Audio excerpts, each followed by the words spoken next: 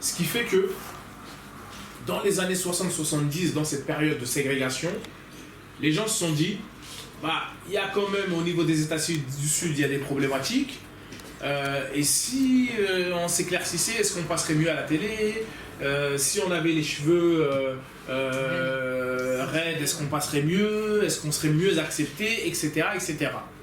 Et finalement, vu que les premiers, en tout cas, qui ont beaucoup fait ça, sont aussi les gens issus des milieux culturels, bah, ça a fait effet boule de neige et on a des pans de la société qui se sont éclaircis, qui se sont raidis les cheveux, etc., etc., etc.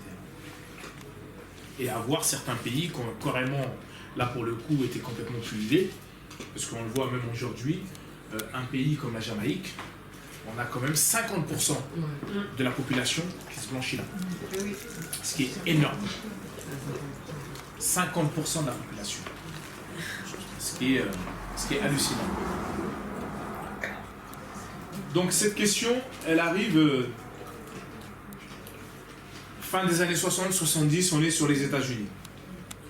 On arrive fin des années 80, début 90, ce phénomène commence à arriver en Afrique subsaharienne, notamment dans les pays lusophones, anglophones et francophones après. Parce qu'on a toujours en retard. Parce qu'on a une histoire différente. Bah là, c'était mieux là qu'ils arrivent en retard. C'était mieux quand même. Parce que pourquoi les lusophones? Parce que les lusophones, il y avait déjà tout ce métissage qui existait déjà au Brésil. On a vu tout ce métissage où carrément on était sur du métissage total, par exemple au Cap-Vert. Et c'est vrai que quand on regarde l'ensemble, hormis le Mozambique et l'Angola peut-être, et encore, il y a beaucoup de mulâtres là-bas, la majorité de l'ensemble des pays, on était quand même sur des populations qui sont extrêmement claires. Vous regardez le Cap-Vert qui est en face du Sénégal, qui est à 2-3 heures, bah, tout d'un coup à un moment donné vous avez une population qui est hyper claire, métissée, chabin, mulâtre, tout ce qu'on veut, et vous avez le Sénégal en face, bah, où carrément c'est autre chose. Et je vous expliquais aussi pourquoi un des phénomènes qui est arrivé et pourquoi certains pays comme le Sénégal se sont retrouvés à se blanchir et la femme sénégalaise s'est beaucoup blanchie, c'est parce que c'est avéré, mais on dit que la plupart des Cap-Verdiennes, à l'époque le Cap-Vert était beaucoup plus pauvre que le Sénégal, la plupart des Cap-Verdiennes qui venaient trouvaient tout de suite un époux, du fait de leur clarté, blancheur, etc. Et c'est ce qui a fait qu'à ce moment-là, les femmes du continent, donc du Sénégal, ont commencé à se dépigmenter de plus en plus. Hein. Oui, il y avait les signeurs. Ouais, à se dépigmenter de plus en plus, etc. Il y avait aussi ce critère et ce phénomène qui était lié à un phénomène de richesse. Le fait de dire que socialement... alors là, ce qui est intéressant, c'est que c'est uniquement qu'au niveau de la gente féminine qu'on avait ce sentiment que plus on était clair, plus on était élevé socialement, comme on peut le retrouver en Asie, où là, pour le coup, sur l'Asie, on est sur à la fois la gente masculine et la gente féminine. C'est-à-dire qu'il n'y a pas de scission. En Afrique, le gros, quand même, c'est 80% féminin. Et pour d'autres raisons. On a quelques chiffres qui sont tombés. Aujourd'hui, on sait que c'est répandu, par exemple, dans des pays comme le Sénégal, le Mali, le Togo, Burkina Faso, Nigeria, Afrique du Sud, République du Congo, République démocratique du Congo, où les hommes s'éclaircissent la peau, là pour le coup, en République démocratique du Congo, mais ça commence à arriver aussi dans des pays où ça n'existait pas, comme le Sénégal, le Mali, etc. Mais on retrouve surtout des gens de la culture, issus des milieux culturels, qui se blanchissent la peau plutôt c'est ce qu'on peut appeler les Ouest-Africains. On a par exemple quelques chiffres où on sait que il y a des études qui relèvent que la pratique, elle toucherait 75% de la population de Lagos. Lagos, Nigeria, 150 millions, ils sont maintenant. 150 millions, je crois que Lagos, ils sont à 12 millions ou plus. Mais si, on n'avait pas dit que c'était la population. J'ai dit la population française là-bas. Voilà. Toute la France dans le Ouais. Et on a 65%, 65,7% de la population urbaine congolaise. On parle de plutôt Kinshasa. Voilà, dans le reste du pays, là c'est différent, il y en a beaucoup moins, mais ça veut dire que, quand même, avec ces chiffres-là, on est 3 personnes sur 4 à Lagos qui se blanchissent. Et on est sur à peu près 2,5 sur 4 au Congo, à Kinshasa, qui se blanchissent là-bas. Vous imaginez, voilà, dans la salle, c'est plus de la moitié de la salle se blanchirait, en tout cas se dépigmenterait la peau. En ce qui concerne donc la population d'Afrique subsaharienne, donc on est plutôt dans les 25-30%. 30% dans des pays comme le Congo, la Côte d'Ivoire, le Sénégal, le Mali, pas le Niger, le Burkina très peu, quasi inexistant. Le Ghana très peu aussi, malgré qu'il soit contigu au Nigeria. Il y en a très peu. Comment l'explique-t-on? Comment peut-on expliquer? Comment peut-on expliquer la différence entre, par exemple, le Ghana et le Nigeria?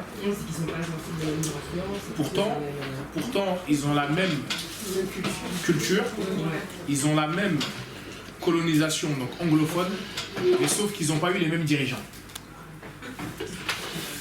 Et c'est ça qui a fait la différence. Et on a juste un monsieur au Ghana qui s'appelle Kwame Nkrumah,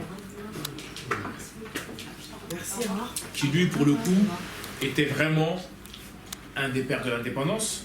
Parce que vous regardez, par exemple, l'indépendance au niveau du Ghana est arrivée bien avant les indépendances de l'ensemble des autres États africains. Ils étaient quand même précurseurs au niveau du Ghana. Et ce monsieur, quand même, qui avait une conscience intellectuelle et économique très forte, a fait que, dès le départ, son pays, toutes ces choses-là, on les oubliait. C'était même pas les problématiques. Voilà, c'était pas les problématiques. Lui, le Ghana s'est fondé sur la culture noire et sur la culture africaine. Alors que beaucoup d'autres pays se sont fondés sur une culture plus ou moins occidentale. C'est-à-dire que même si ils ont une culture en eux très très forte au niveau des traditions, mais sur tout le reste, ça s'est quand même forgé sur une culture occidentale. Alors que le Ghana, que ce soit la tradition ou que ce soit la modernité, c'est fait sur le même socle. Ce qu'on retrouve par exemple aujourd'hui dans des pays comme le Rwanda. C'est pour ça qu'il y a le Burkina Faso aussi, à cause de Sankara. Sankara, etc. C'est en fait, pour certains pays, c'est lié aussi à leurs dirigeants et à l'histoire de la révolution, comment elle s'est faite par rapport à ces dirigeants, comment aussi la population a été conscientisée. Les Ghanéens sont très instruits, à la différence des Nigériens. J'ai envie de dire, sans presque m'avancer, que les Ghanéens, sur l'ensemble de l'Afrique de l'Ouest, font partie du top 3 au niveau de l'instruction. Moi, tout à l'heure, je vous parlais du paludisme. Pour avoir fait le tour d'Afrique, au niveau de la question du paludisme, les Ghanéens sont quand même dans le top 3 en termes de matière de santé. C'est-à-dire qu'ils sont très avancés, très évolués. Il y a un système de suivi de santé. Eux ils ont fini avec les carnets de santé.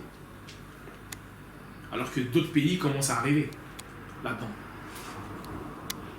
Juste pour vous donner un point de... C'est-à-dire qu'en 2010, moi, quand j'étais là-bas, donc j'ai fait un reportage, donc ils me montraient les carnets de santé, les suivis, etc. Ça, c'était dans les campagnes. Et ils me disaient que ça y est, dans les villes, ça y est, ils étaient passés à autre chose. Perspective et genre de motivation. Donc on a pris quelques extraits de ce qui motive les gens. En fait, on retrouve essentiellement des motivations individuelles, psychologiques, les déterminants collectifs, les histoires socio-historiques. Par exemple, on a une commerçante sénégalaise, un artiste congolais, une employée indonésienne, un trader nigérien, une étudiante française. Ils n'ont pas forcément les mêmes liens. Mais tous ces gens-là, tous ceux que je viens avec des CSP, des catégories socio-professionnelles différentes, se blanchissent la peau. On a également des gens instruits. On l'a vu, les premières dames, on ne va pas les citer, qui sont complètement décapées. Première dame ne veut pas dire instruit. Oui, ben. Ouais, c'est ce que j'allais dire. Parce que... Dans le subconscient. Non, mais j'entends ce que tu dis. J'entends ce que tu dis, Adia. Mais dans le subconscient des gens, des pays en question. Et moi, je connais une première dame qui est très instruite et qui se dépigmente. Oui, mais je veux dire, en fait, le raccourci de première dame, ça veut pas dire instruite. Mais dans les pays, tu sais très bien comment ça se passe. Première dame, ça veut dire, même si elle a même pas un brevet des collèges, hein, mais voilà. Justement, la dépigmentation, c'est l'approche d'un côté ignare. Non. Ça va plus loin que ça. Ça va plus loin que ça. Alors, voilà ce qu'on retrouve. On retrouve souvent la citation d'une amie, d'un membre du famille, voire le conjoint,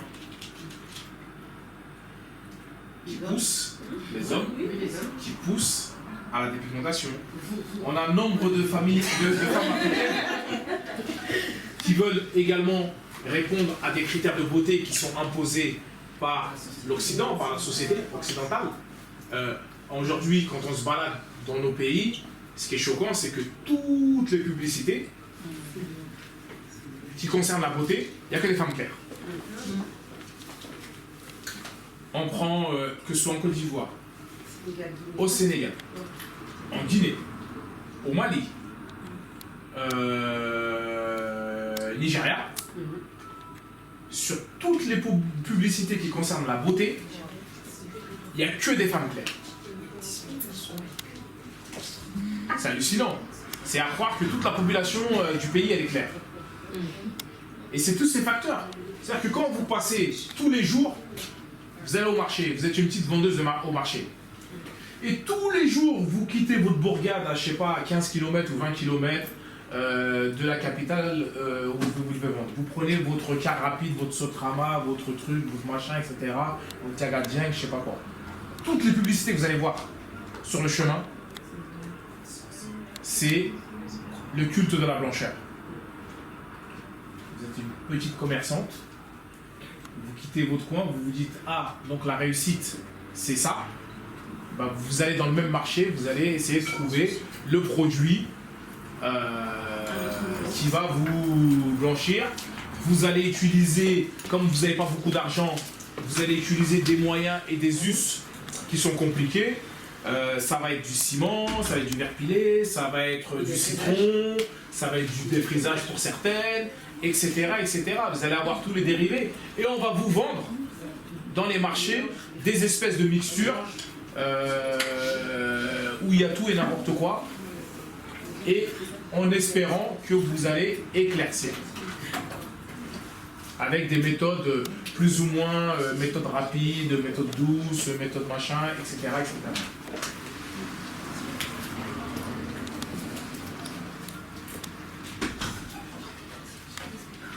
Je vais essayer de...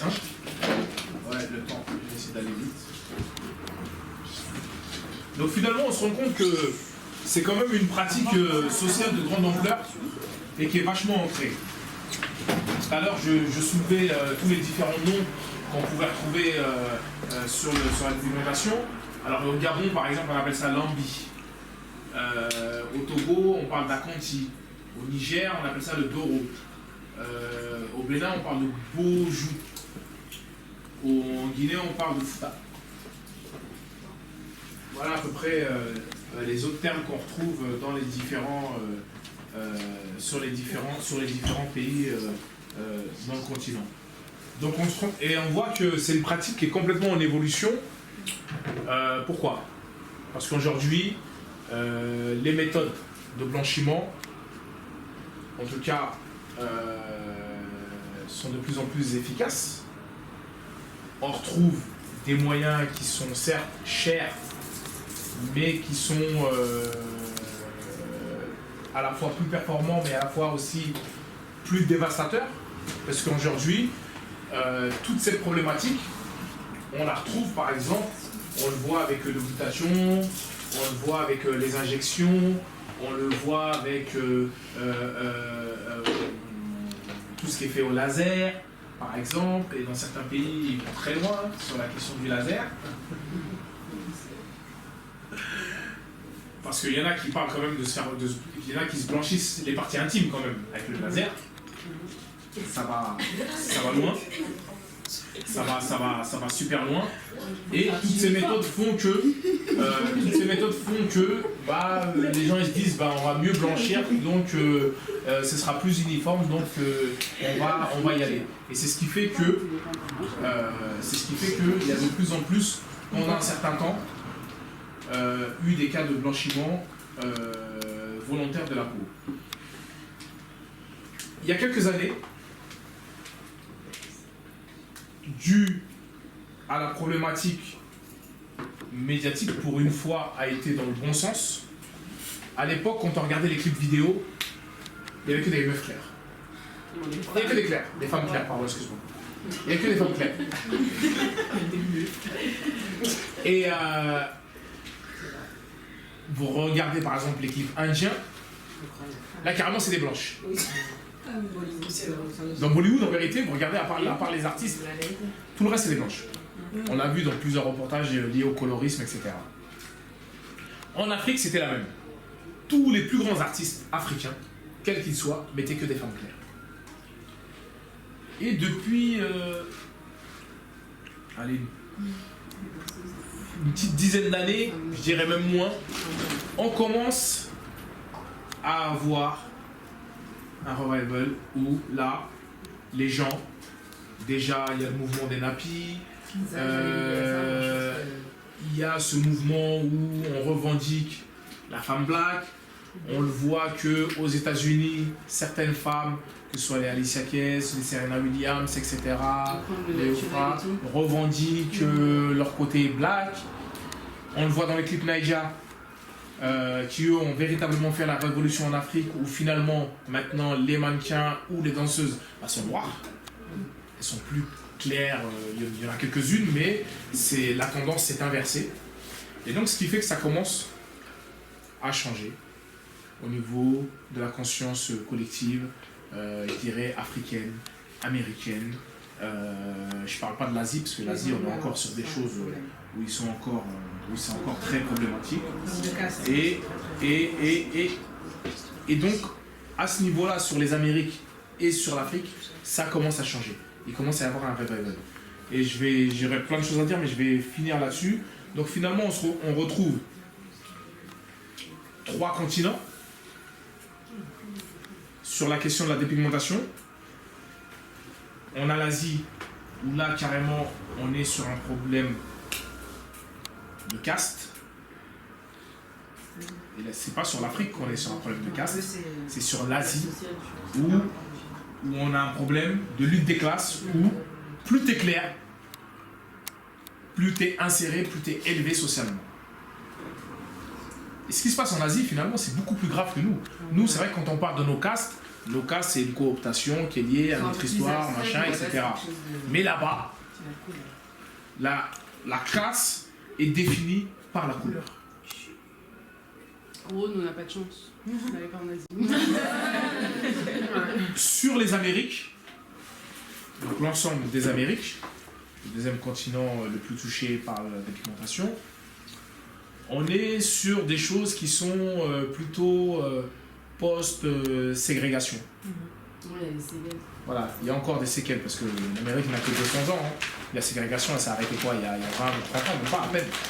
Donc on a encore ces stigmates qui font qu'il y a encore des gens, mais beaucoup moins maintenant, qui continuent à se dépigmenter, en tout cas sur la partie nord-américaine. Sur la partie des îles, c'est différent. Là, dans Jama, on est sur des trucs, on n'en parle pas. Et sur le continent africain, on est plus sur des problématiques d'idées reçues. D'idées reçues, des trucs sociologiques, sur les facteurs liés à la chance, liés à un certain type de beauté, liés à une ascension sociale, mais pas de la manière asiatique, qui elle, c'est la plus brutale et la plus dure, ce que j'ai envie de dire. Et voilà à peu près comment on retrouve sur l'ensemble des 3 continents. Et donc, les plus dépigmentés, les Asiatiques. Ensuite, on a les Amériques. Et les Africains arrivent, pour une fois, qu'en 3e position. Et c'est très très bien. Comme ça. Oui, l'Asie. L'Asie, c'est avec l'Inde comme numéro 1. Si on devait prendre par pays, il y a l'Inde, il y a la Chine, le Japon, le Vietnam, en fait toute l'Asie a ces problématiques. Mais il y a des pubs. Ah non, mais il y a des pubs, c'est hallucinant. Regardez les pubs de là-bas, vous avez pleuré. Après, juste un dernier point pour finir. Ce marché, quand même, et c'est pour ça que nous on s'attaque à un gros morceau, c'est quand même 20 milliards de dollars le marché de la dépigmentation. 20 milliards de dollars. Vous voyez ce que ça représente? Voilà, c'est un énorme business. C'est 20 milliards de dollars. Vous allez avoir de très gros problèmes. Oui, on le sait, mais bon, on assume. On assume. Donc voilà, si vous avez des questions, allez-y, hein. N'hésitez pas.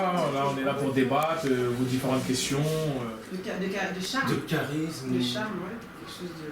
Bah, ça va peut-être rejoindre l'estime de soi. C'est tout à fait ça.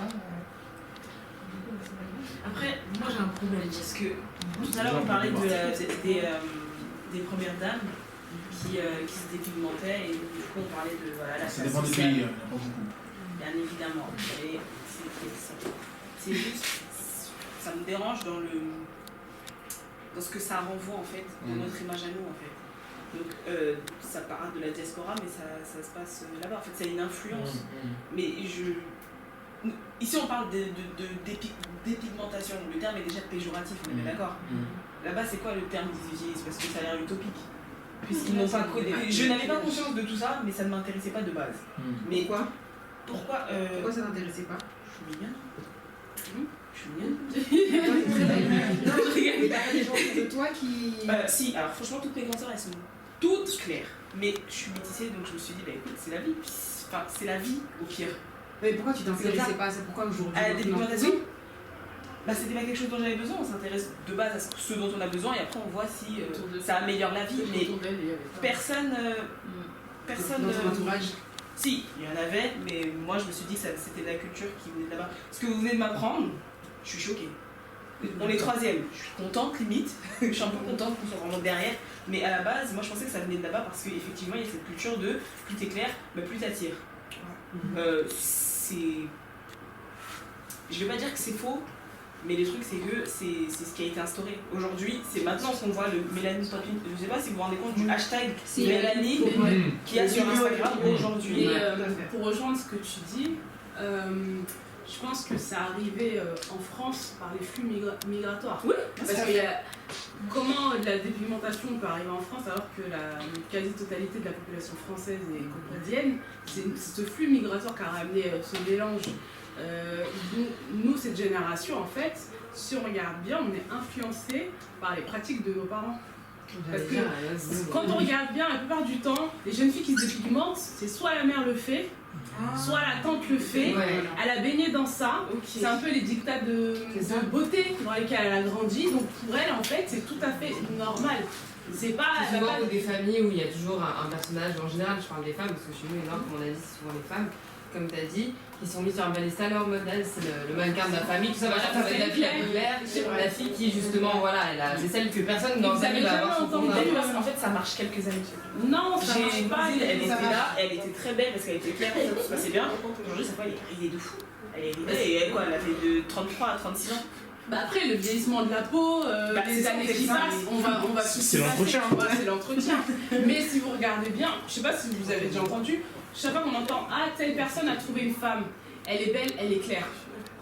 Et jamais, c'est tout le temps la phrase, c'est toujours ça. T'as vu comme elle est belle, elle est claire? voilà, jamais... Ma mère, elle le dit elle est bien, elle est intelligente, non, c'est elle est belle, elle est claire. Si t'es pas claire, il y a quelque chose qui est pas normal, tu vois. Ça dérange l'œil. Mais ça dérange réellement l'œil. Oui. Bah moi, tout à l'heure, en pensant à ce que disait Mams, parce qu'il y a une époque, on avait fait un atelier, Mams disait oui, moi, à mon époque, les filles, elles étaient attirées par les mecs clairs. Ce qui est vrai. Vous êtes d'accord? Ah ouais? Oui, Ouais. Ah ouais, non, mais à cette époque-là, moi à mon époque, les filles c'était le chabin, regarde le petit clair, le petit tismé, tout ça, etc. C'est ça. Et moi je disais, ouais, on va se venger maintenant. Ouais, mais ce qui est marrant, eux, ils ont souffert de ça. Aujourd'hui, ils n'en souffrent plus. Mais nous, on se plaint tout le temps en disant les garçons, ils aiment les filles claires. Genre, il y en a, ils sont poussés pour se dépigmenter à cause de ça. Mais excusez-moi, quand à l'époque où Mams s'y souffrait, est-ce qu'il allait se dépigmenter? Pourquoi ce phénomène, il marche que dans le sens féminin et pas masculin en fait? On va changer ses psychologies. Ouais, on a pas la même idée, c'est que les hommes sont plus forts, on va dire, qu'une femme en fait. Une femme, ça va être des renards fragiles. Je pense que ça va être que voilà, en fait, je sais pas, on n'a pas le même plus qu'on voit à la télé. Genre la femme, elle a sauté, enfin la crème, tout ça, ça fait partie de nous. Les hommes, ils ont pas autant. C'est dommage. C'est dommage. Voilà. Il y a monsieur qui voulait dire quelque chose. Sur la femme, sur les hommes qui seraient plus forts que les femmes. Moi, ça, je suis pas d'accord. J'ai entendu des gens qui disaient qu'au contraire, c'était les femmes qui étaient plus fortes que les hommes. On est plus sensibles. Je sais pas moi. Non, on est plus sensibles. On prend plus les choses à cœur. Après, si on raisonne bien, c'est une force quand même d'essayer de s'adapter aux besoins des hommes parce que voilà, il y a un phénomène de mode. Après, forcément, c'est pas le bon moyen, c'est sûr. Mais on est bien d'accord qu'on est capable de se plier en quatre pour qu'ils aillent mieux au niveau de leurs yeux et compagnie. C'est. Enfin, je sais pas. Après, il y a une limite, je pense. Moi, je vais pas me plier en 4 pour un jusqu'à quand en fait. D'accord. Merci. Mais Jusqu'à un moment donné, non. Oui, mais moi j'entends. Toi, Adia, t'es quand même en Occident, t'es en France, t'as un certain niveau de vie, etc. Et que je vois les gens que j'ai rencontrés souvent dans des campagnes hyper éloignées, ou même certaines femmes des grosses capitales, des grosses mégalopoles africaines, pour en avoir visité quelques-unes. Et en plus, moi, j'y allais dans le cadre de l'axe médical, donc je voyais vraiment la souffrance et c'était pas les vacances, quoi. C'est aller voir vraiment les populations qui étaient touchées, où il y avait véritablement des problèmes. Et que ces gens-là, dans les discussions qu'on pouvait avoir, pour elles, si l'homme, si par exemple, je me rappelle d'un village, Djambiana, le pêcheur, donc qui pouvait subvenir aux besoins de sa femme, c'était déjà quelque chose de grandiose. Mais ça correspondait à la condition d'elle dans son village. Au fin fond de la Tanzanie là-bas.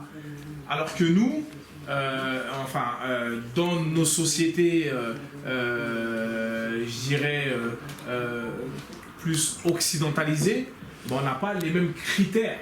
Et qu'effectivement, aujourd'hui, les femmes, c'est un fait, hein, elles réussissent mieux par exemple en Occident que nous les garçons. Elles sont plus assidues, même socialement, elles réussissent au niveau de l'école, au niveau etc. Et ce qui en fait des romans fragiles.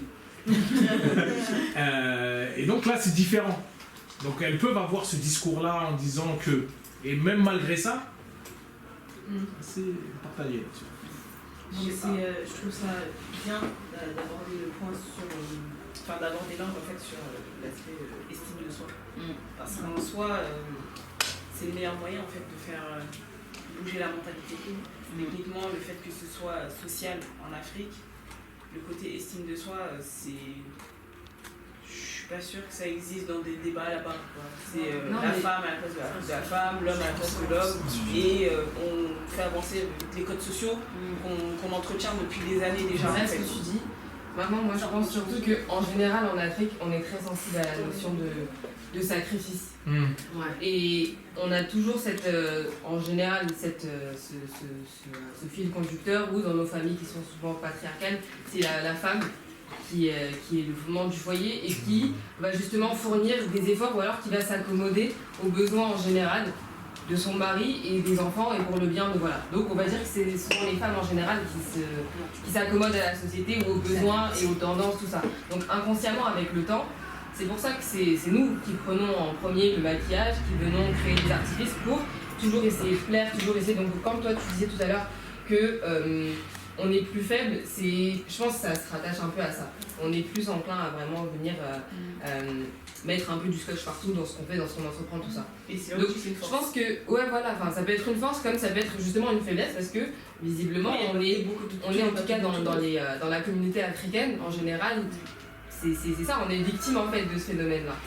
Et finalement, moi ce que je trouve pas mal en fait dans l'axe dans lequel vous voulez aborder ce sujet-là, c'est que justement on veut pas pointer des gens, on veut pas avoir ce masque-là de on est des donneurs de leçons. De charme. De charisme. De charme, ouais. Quelque chose de. Ça va peut-être rejoindre l'estime de soi. C'est tout à fait ça.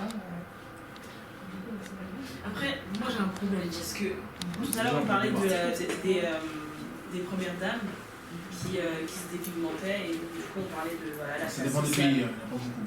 Bien évidemment. Et c'est juste, ça me dérange dans ce que ça renvoie en fait, dans notre image à nous en fait.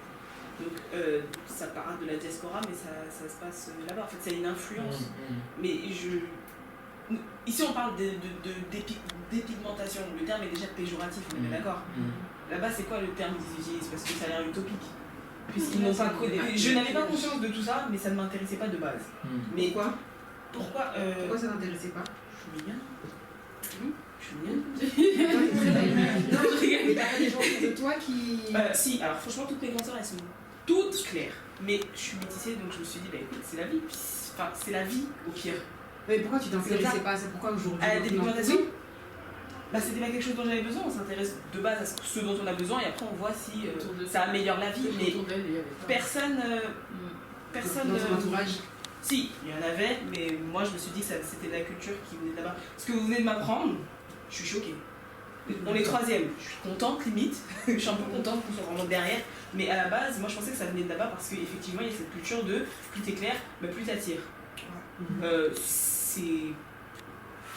Je vais pas dire que c'est faux, mais le truc c'est que c'est ce qui a été instauré. Aujourd'hui, c'est maintenant qu'on voit le Mélanie Popping. Je sais pas si vous vous rendez compte du hashtag Mélanie qu'il y a sur Instagram aujourd'hui. Et pour rejoindre ce que tu dis, je pense que ça arrivait en France par les flux migratoires. Oui, parce que comment la dépigmentation peut arriver en France alors que la quasi-totalité de la population française est caucasienne, c'est ce flux migratoire qui a ramené ce mélange. Nous, cette génération, en fait, si on regarde bien, on est influencé par les pratiques de nos parents. Parce que quand on regarde bien, la plupart du temps, les jeunes filles qui se dépigmentent, c'est soit la mère le fait, soit la tante le fait, elle a baigné dans ça, c'est un peu les dictats de beauté dans lesquels elle a grandi, donc pour elle, en fait, c'est tout à fait normal. C'est pas souvent des familles où il y a toujours un personnage, en général, je parle des femmes, parce que chez nous, comme on a dit, c'est souvent les femmes, comme tu as dit, qui sont mis sur un piédestal en mode c'est le mannequin de la famille, tout ça, voilà, ça va être la fille la plus claire, la fille qui justement, voilà, c'est celle que personne dans sa vie va avoir son fond. En fait, ça marche quelques années. Non, ça marche pas. Elle était là, elle était très belle parce qu'elle était claire, tout se passait bien. Aujourd'hui, sa fois, elle est ridée de fou. Elle est ridée et elle, quoi, elle a fait de 33 à 36 ans. Bah après, le vieillissement de la peau, les années qui passent, on va c'est l'entretien. C'est l'entretien. Mais si vous regardez bien, je sais pas si vous avez déjà entendu, chaque fois qu'on entend ah telle personne a trouvé une femme, elle est belle, elle est claire. Et jamais, c'est tout le temps la phrase. C'est toujours ça. Tu as vu comme elle est belle, elle est claire? Voilà, jamais. Ma mère, elle le dit. Elle est bien, elle est intelligente. Non, elle est belle, elle est claire. Si t'es pas claire, il y a quelque chose qui est pas normal, tu vois. Ça dérange l'œil. Mais ça dérange réellement l'œil. Oui. Après, tout à l'heure, en pensant à ce que disait Mams, parce qu'il y a une époque, on avait fait un atelier, Mams disait oui, moi, à mon époque, les filles, elles étaient attirées par les mecs clairs. Ce qui est vrai.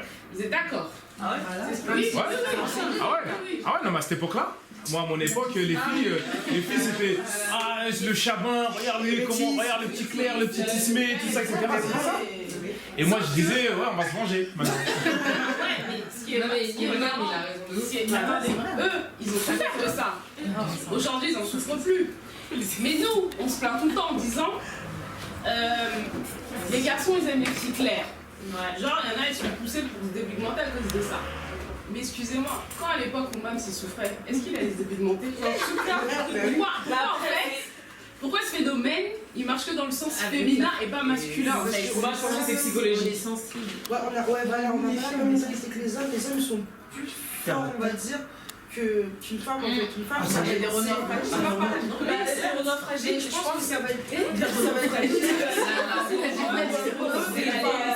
Voilà, en fait, je sais pas. On n'a pas le. C'est pas le même prix qu'on voit là. Genre la femme, elle a sauté, enfin la crème, tout ça, ça fait partie de nous. Les hommes, ils ont pas autant.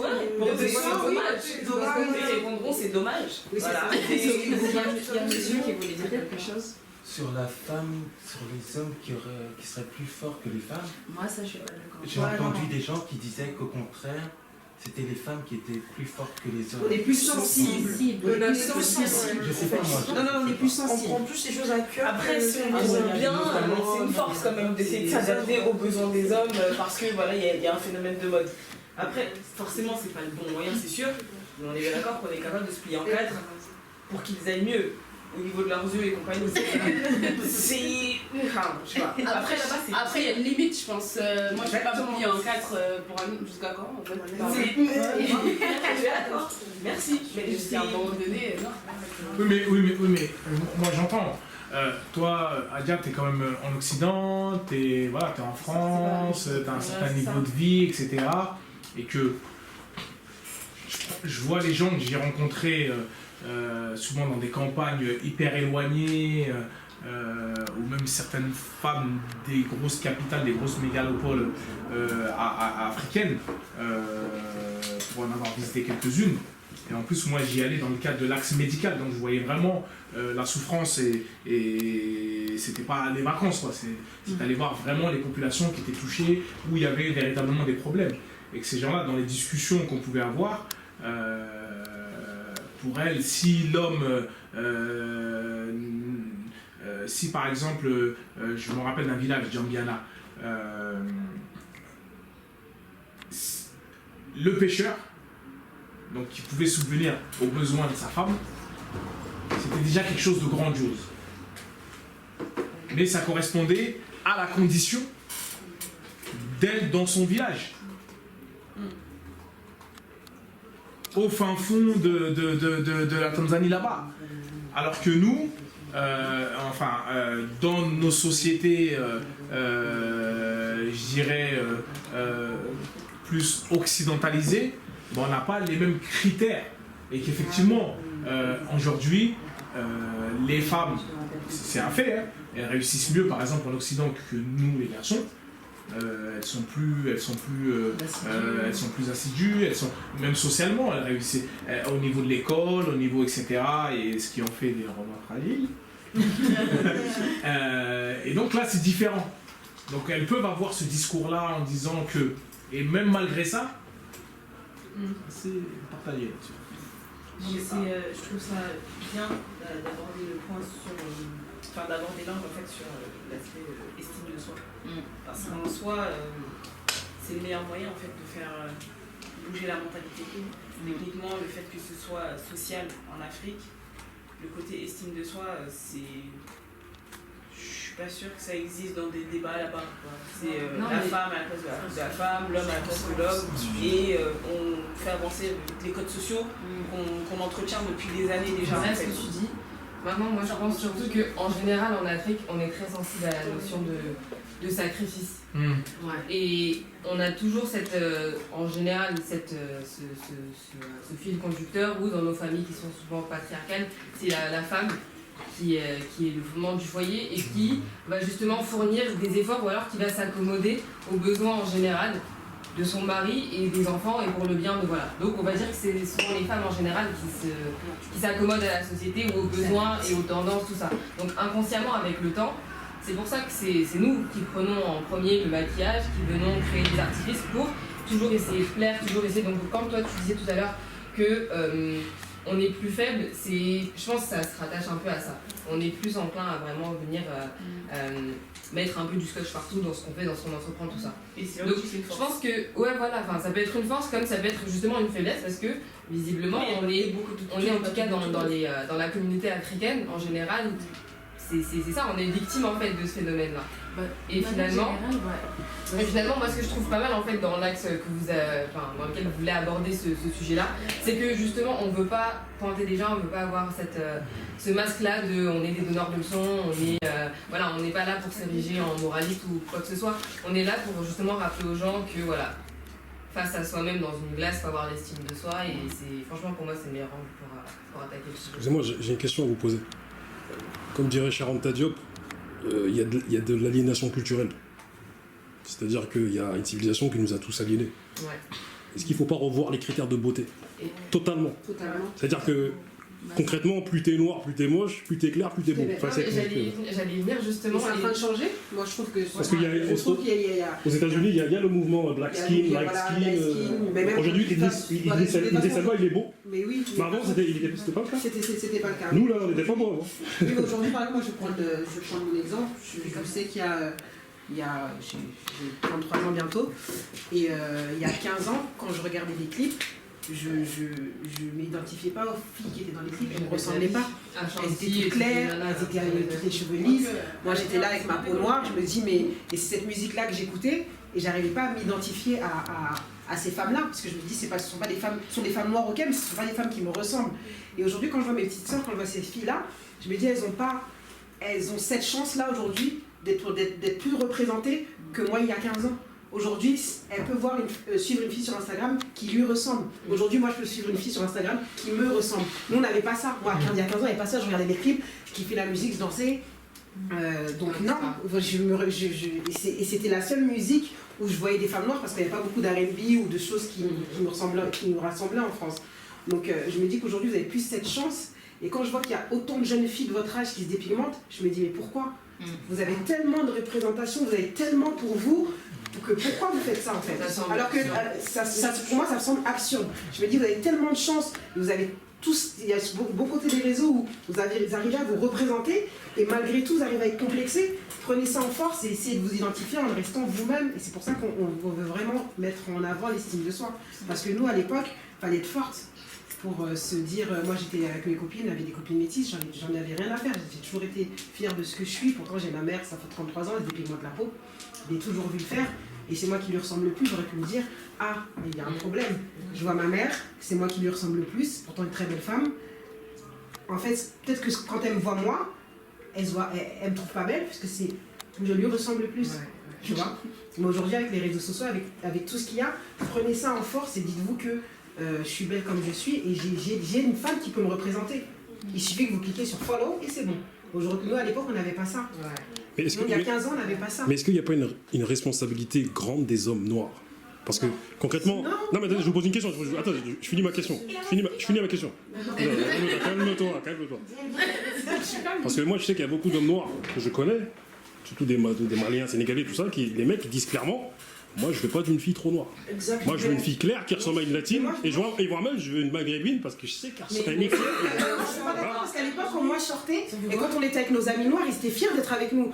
Pour moi, à l'époque, j'avais pas ce moi, je parle des nouveaux petits Maliens, Sénégalais, tout ça, qui aujourd'hui... Moi, j'ai moins l'impression qu'à l'époque, les hommes noirs, ils avaient... Moi, à l'époque, il y a 15 ans, ils étaient Maïs, sa question, c'est qu'il parle des jeunes de maintenant. Des jeunes de maintenant. Regarde tous les débats qu'on a.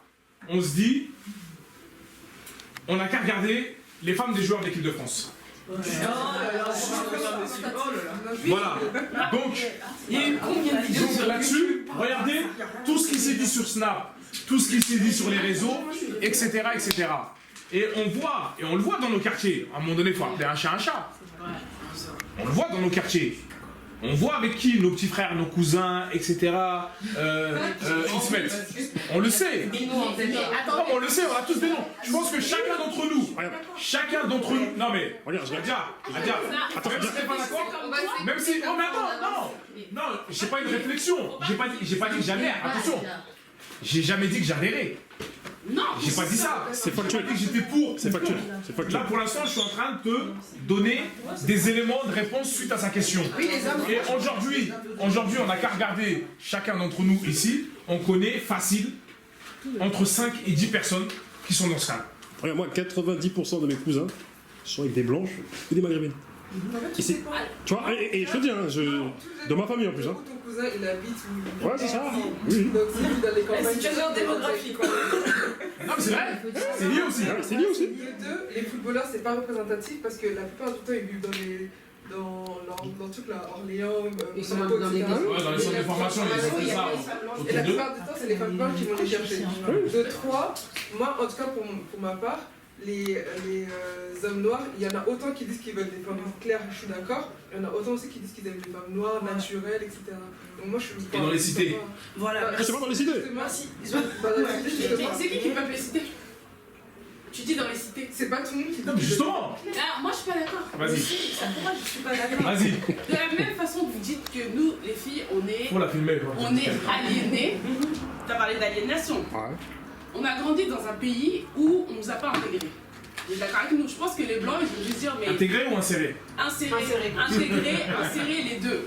Ils ont dû se dire, mais eux, ils viennent d'arriver. Comme 99% des parents qui ont immigré, si on leur avait dit à leur arrivée qu'ils ont des enfants, qui vont élever leurs enfants en France, ils auraient fait demi-tour. Il y en a plein, ils sont encore dans un délire de je vais rentrer pour cultiver mon temps. Ça s'appelle le mythe du retour, ça. Voilà, c'est le mythe du retour. Maintenant, toi aujourd'hui, tu grandis avec une arabe, avec une renoir, avec une indienne, avec une blanche. Ton père, il choisit pas. Donc, à la télé, qu'est-ce que tu vois? C'est ce groupe-là qui est représenté. Celles qui réussissent, celles qui ont plus de chance ou quoi, ou autre. Tes sœurs, voilà, elles sont à la maison, il y a des difficultés, tout ça. Quand tu sors, c'est pas tes sœurs que tu rencontrais en boîte il y a encore 10 ans. Dis-que la vérité. C'était plus les blanches, c'était. Ça dépend des boîtes. Ça dépend Il y a 20 ans. Ça dépend des boîtes. Ça sortait, mais ça sortait. Ah non. Tu n'as pas connu le Nelson, le Manapani, le Diamant Noir. Tu n'as pas connu. Bon, bref, ils ont fréquenté ce genre de filles. Bah, c'est normal, le cœur ne pas. T'as oublié le capsule. Ouais, les capsules. La Je suis désolée, le cœur il ne choisit pas, on va pas les juger aujourd'hui pour des préférences. Non, attendez. Le cœur n'a pas classique de Ça, c'est une bonne contrainte. Attends, je vais le noter. J'ai pas entendu ce qu'elle a dit. Il l'a pas choisi, mais il y avait un casting. Oui, il y avait un casting, je suis d'accord. Il a choisi. Les gens qui disent oui, j'ai des tendances, je préfère être avec une arabe parce que je suis attirée par les arabes, je suis attirée comme moi par exemple, je te dirais jamais de la vie je me mets avec un arabe. Et tu le vois sur mon visage. C'est pas pour autant que je suis raciste ou quoi que ce soit. Mais quand le mec il commence à dire ah, je préfère l'arabe parce que la sœur Renaud elle est comme ci, elle est comme ça. Là tu vois, là, à partir du moment où tu dénigres ta propre nature, ta propre couleur au profit d'un autre, là le discours il passe plus. Donc tu veux dire qu'il y a un rejet au sein de la même communauté? Oui, t'as des hommes noirs qui disent qu'ils ont l'impression de sortir avec leur sœur. C'est ça. Mais c'est ce que tu dis, c'est réel. Il y a des mecs qui disent ça. Ils disent ça. Il y en a qui disent ça aujourd'hui. Encore aujourd'hui. Tu veux pas quoi? J'ai au moins 8 copines noirs. Et elles sont toutes avec des femmes maliennes, sénégalais, parce qu'elles veulent pas sortir avec les arabes, parce que les arabes ressemblent trop à leur frère. Comme ça. Qui est ça, c'est quoi ça? Au niveau du travail. C'est ça, c'est toi, ils sont tous pas mal. Après, moi je pense que c'est la situation démographique. On est en France, on est dans un environnement, parce que c'est clairement un environnement qui en fait, il nous donne plusieurs chemins. On a le chemin des réseaux sociaux, on a la maison et on a la vie. La vraie vie. La vraie vie, c'est ça la vraie vie. On est bien d'accord que entre ce qu'on est censé faire quand on sort de la maison, ce qu'on voit sur les réseaux sociaux, et ce qu'on vit, c'est normal que après mûre réflexion, on finit par trouver des excuses. Moi personnellement, j'ai aussi des excuses. Je vais pas en vouloir entre guillemets un frère Il y en a qui me disent ouais non je préfère les rebeux parce que vous les renois vous êtes. Mais t'es content quand on te fait la semoule, t'es content. On sait que t'es content, donc ne nous dis pas oui. C'est parce qu'en fait j'en ai marre. Non, dis plutôt que ça fait du bien à tes yeux et que quand tu dors, ça te fait du bien. On va te laisser. On va te laisser. Parce que là, Toi, on va te garder avec nous. Ils sont en train de me complexer. Et en fait, ils essaient de nous envoyer un complexe. Et ça, c'est un truc, par exemple, du moins, je ne suis pas d'accord. Parce qu'effectivement, je réfléchis un peu comme eux. Je ne vais pas aller chercher des trop clairs parce que ça me fait peur. Et je ne vais pas aller chercher des trop noirs parce que ça me fait peur. C'est tout. Il me faut quelqu'un de chocolat au lait. C'est tout. Voilà, je vais rester sur le. Chocolat, non? Chocolat au lait. C'est vrai, nous on n'est pas dedans. On est trop noirs. On est trop noirs. Mais attends, je vous montre quoi, on n'est pas dedans. Non, ça fait partie de ce qui me plaît dans mes yeux. Non, je suis d'accord, non, parce que je. Attends, t'inquiète, t'inquiète. Alors, toi aussi. Oui, café. Non, t'as du chocolat au lait. Elle a dit chocolat au lait. Elle a dit ou pas? Elle a dit ou pas? Ça s'appelle du colorisme. Mais je veux bien, mais je veux. En fait, je veux qu'on assume et qu'on accepte. Et nous, attends, donc moi je suis quoi, moi? Je préfère une glace. Moi je suis chocolat ou chocolat au lait? Tu es chocolat. Eh, du chocolat.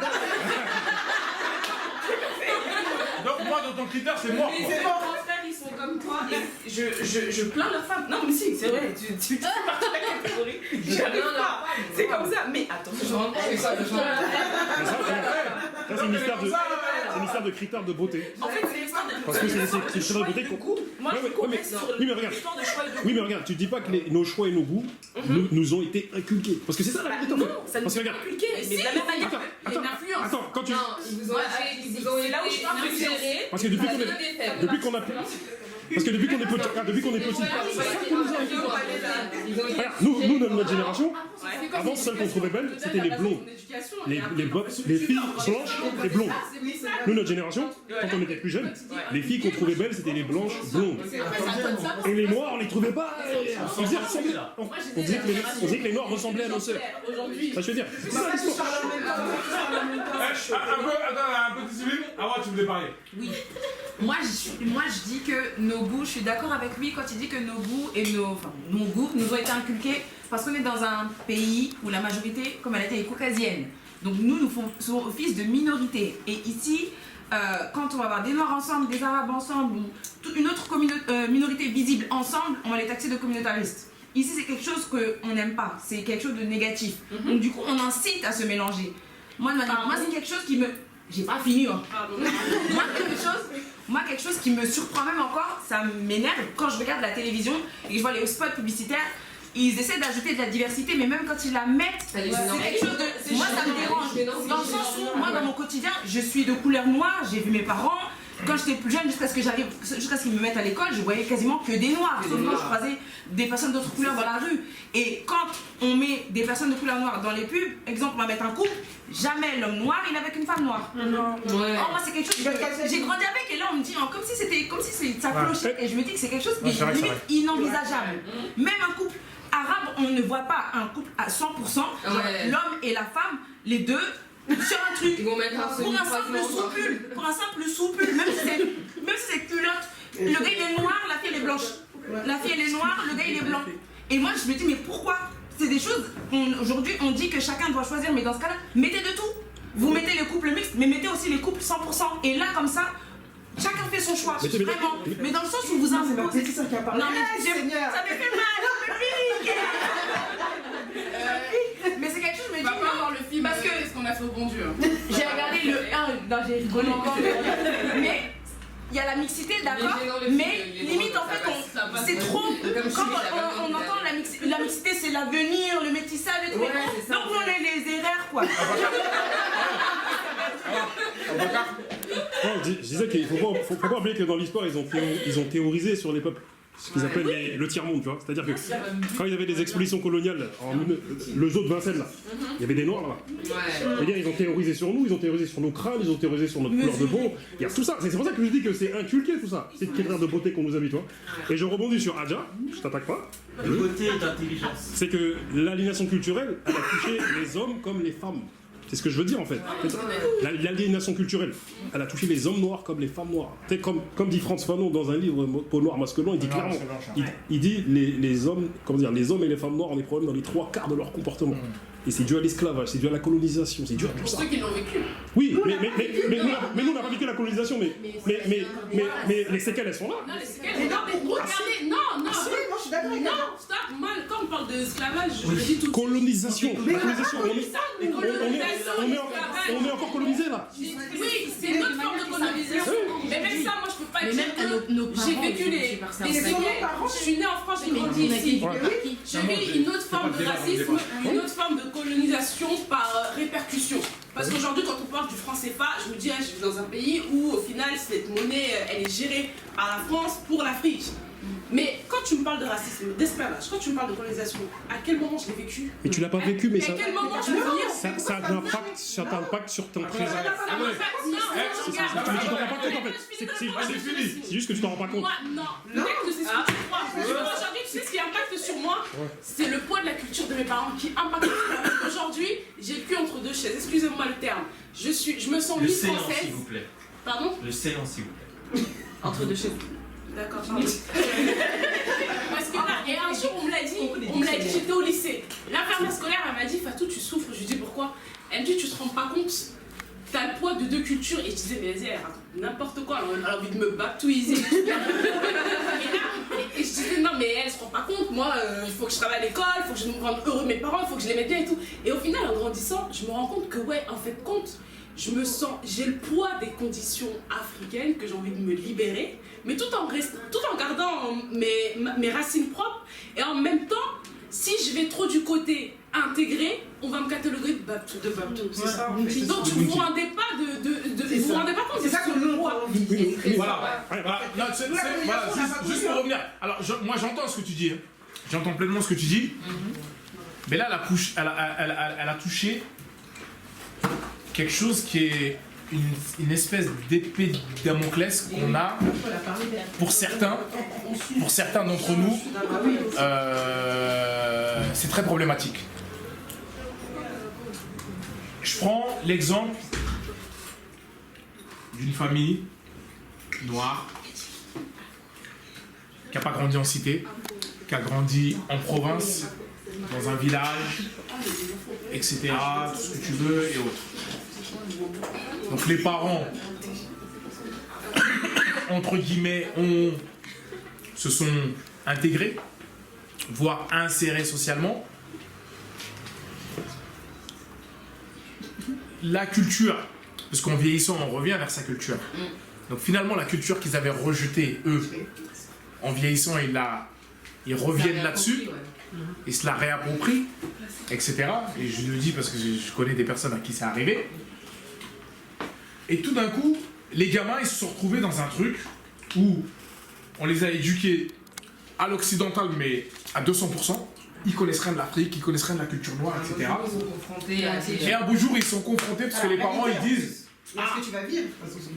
Mais tu sais, nous... en fait, en réalité, chez nous, c'est comme ça. Chez nous, on est africains, on est ceci, on est cela, etc. Donc comment ces enfants-là, t'imagines dans leur tête comment c'est le yin et le yang? Nous encore, je dirais toi, moi ou certains qui sont entre les deux mondes, on va dire, qui connaissent bien à la fois le monde occidental, le monde africain, etc. On a déjà ces problématiques de positionnement, mais imagine ceux dont je viens de parler, eux c'est quoi leur truc? Et je te dis ça parce que moi j'étais à la Flèche, j'étais dans la Sarthe. Je dis non merci. Tu vois, j'étais dans la Sarthe et je suis tombé sur cette famille. Et je parlais avec eux, tout ça, etc. Ils me disaient, ah mais tu sais, nous, l'Afrique, on connaît pas, rien, truc, machin. Même dans les quartiers, on n'a jamais été.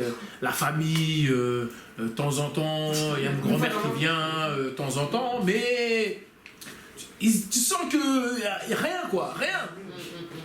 Et moi, je commence à parler avec eux, je leur dis, voilà, moi, c'est ça, ta. Donc déjà, je savais que, et je vais te donner une anecdote, hein, qui est réelle. Hein.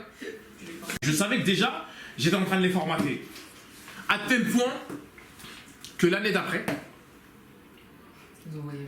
non, que l'année d'après, le gars était dans ma classe, son père il a changé d'école. Il t'a pris pour un djihadiste. C'est ça. Son père il a changé d'école. Il t'a pris pour un djihadiste. Et là je te parle d'une histoire vraie, son père il a changé d'école, c'est-à-dire qu'on était au Vieux-Chêne et lui il l'a mis à Bouche-au-Gros. Je dis, et un jour on se croise en ville et tout, je lui dis, elle me dit ouais mais mon père il m'a dit, tu sais, faut que je fasse attention. Mais j'ai halluciné. Mais il a même pas. J'ai halluciné. T'imagines? C'est fou. Je te parle d'un truc il y a 15 ans là. C'est fou quand même.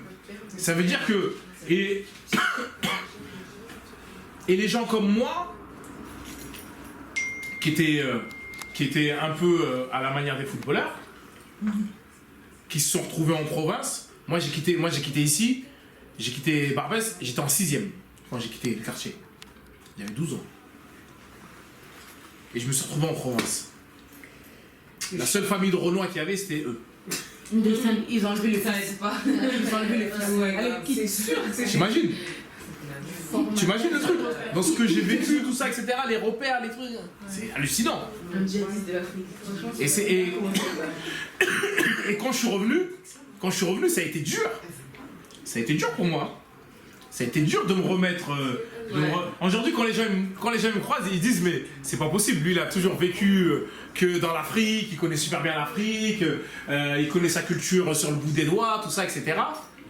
Mais c'est parce que j'ai eu cette coupure aussi. C'est ça qui m'a poussé 100 fois plus à aller chercher ma culture, les autres cultures africaines, etc. Et parfois, je me dis, s'il n'y avait peut-être pas eu cette cassure, est-ce que j'aurais cherché et continué à aller vers ma culture comme je le suis maintenant et être un véritable acteur de ma culture? Est-ce que si j'avais grandi dans le quartier comme les autres, est-ce que je serais pas devenu comme eux en fait? Tu vois? Ouais, la culture, vas-y. Voilà, je me serais marié avec. Géraldine, ouais. Géraldine, Julie, Delphine. Delphine, Géraldine, tout ça là. Voilà. mais j'entends ce qu'elle dit en fait. Mais est-ce qu'il faut pas penser aussi par rapport à ce que, excuse-moi, ce que tu dis, le rapport à la culture. Moi, c'est quelque chose aussi quand j'en parle avec des amis, je me dis qu'il y a certains parents, ben en fait, ils ont mal fait. Ils ont mal fait le travail parce qu'ils sont venus en France, parce que c'est ici qu'on est, ils sont venus en France. Moi, je me considère super chanceuse parce que mes parents, je me dis que moi je suis tout après toi. Moi, je suis née en 95. Mes parents. Ah ouais? Excuse-moi, après on va discuter. Mais moi je suis née en 95 et j'ai eu de la chance. Mes parents, ils m'ont fait découvrir leurs origines parce qu'au final, quand on dit origine, on parle d'une personne qui s'est déplacée dans sa vie, qui a connu plusieurs endroits. Moi, je suis née en France et j'ai vécu toute ma vie en France. Si tu cumules tous mes séjours au Mali et au Sénégal, je crois que ça complète même pas une année. Tu vois? Mais ils ont cultivé. Non, c'est vrai, mais ils ont cultivé cette africanité qui fait qu'aujourd'hui, moi, je fais mes études. J'ai dit, je me barre. Je cherche rien ici. Je pars. On va trouver un point où il fait chaud. Je vais aller là-bas. Mais ils ont cultivé cette africanité en moi. Et quand je parle avec d'autres personnes, je me dis, c'est triste, ces personnes-là. Moi, j'ai vu. Tu vois, quand j'étais petite, les cousines, les grand-mères et tout, j'ai découvert tout ça. Origine Mali et Sénégal. Ok. Et j'ai fait des allers-retours. J'ai vu la culture. Mes parents, ils m'ont transmise, tu vois. Il y en a, ils n'ont pas eu ça. Ils ont grandi ici. Et en plus, généralement, le discours qu'on a, étant donné qu'on n'est pas intégré encore, il y en a, ils revendiquent le pays d'origine de leurs parents. Mais je me dis, à quelle heure t'as vu un Chinois dire il est congolais, mais il n'est jamais parti là-bas? Personne. Et pourtant, ouais, non, mais là, tu vois, ça te Il y a beaucoup marque. de Chinois là-bas. Ouais, maintenant, mais ça te Ils sont congolais en plus. Mais tu parles congolais. Voilà. Mais quand j'ai vu ça, tu percutes. Non, Ouais, mais alors. mais si t'avais eu une meilleure intégration en France, est-ce que t'aurais eu ce désir de vouloir t'installer en France? Mais attends. Tu penses à quoi? Adia, moi pour revenir à notre sujet, comment vous expliquer qu'on a quand même. Awa, Adia. Comment vous expliquer quand même que, pour en revenir à notre sujet, on a quand même des jeunes filles donc, qui ont le même profil, tu vois, qui ont le même profil que toi, et que ces jeunes filles. Aller-retour, tout ça? Non, qui sont des jeunes filles qui sont nées en France, qui ont grandi en France, etc. Et que ces jeunes filles se dépigmentent complètement. Et alors, elles rejettent beaucoup de choses de la culture, mais cette partie-là, dépigmentation n'a rien à voir avec ça. Elle l'intègre fondamentalement. Mais non, la dépigmentation n'a rien à voir avec ça, c'est des pratiques, c'est pas... Mais moi je pense que c'est quand elles voient leur mère le faire, Donc ça c'est bon, ça on veut, faut pas le reste. Ouais, c'est ça. Mais il y en a qui font la tri, c'est comme le mec qui te dit je veux pas une Renoir mais je veux manger du tchèque. Mais c'est dimanche, voilà, il fait de la sélection sur la culture. La mère elle dit quoi, mais il veut pas la fouler. Vous voulez manger du riz? Vous voulez manger du riz, mais vous avez pris des blanches, débrouillez-vous. Et quand tu les dis, non mais elle va apprendre. Elle va bien apprendre ça. Mais tu vois, et quand je dis ça va les origines. Aujourd'hui, qu'est-ce qu'on nous demande dans les médias? Une Beyoncé, une Rihanna. Elle est de quelle couleur? J'ai fini ça, arrête Adja. Non, mais Beyoncé, elle s'est renoircie. Non, arrêtez. Non, mais Beyoncé, elle s'est renoircie. Elle s'est renoircie, mais...